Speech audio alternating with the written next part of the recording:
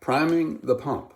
My father-in-law used to talk about priming the pump. He'd say, well, the pump has lost its prime, or we got to prime the pump. And, I came to learn that you prime the pump by putting water in it that caused it to, the pump to activate and begin pumping the water you wanted pumping, wherever, you pump it from one place to another, whether it's out of the ground or into a swimming pool or whatever.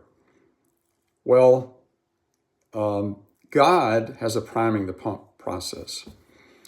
The Holy Spirit is the well of water that is within us. Jesus said, he who believes in me, out of his innermost being shall flow rivers of living water. But that pump has to be primed.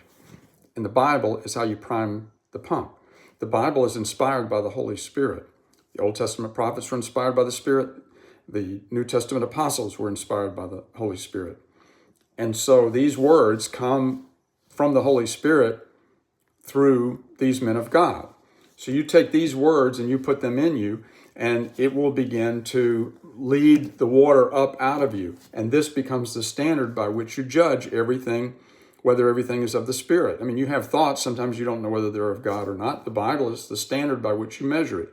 God's not going to contradict himself, and he's certainly not going to lie. So always know how to prime the pump. When you're low on water, that is when you're low on hearing from God, go to the Bible. Now, you should be going to the Bible every day because you want to prime the pump every day. Make sure you got the water flowing. But that's how it works.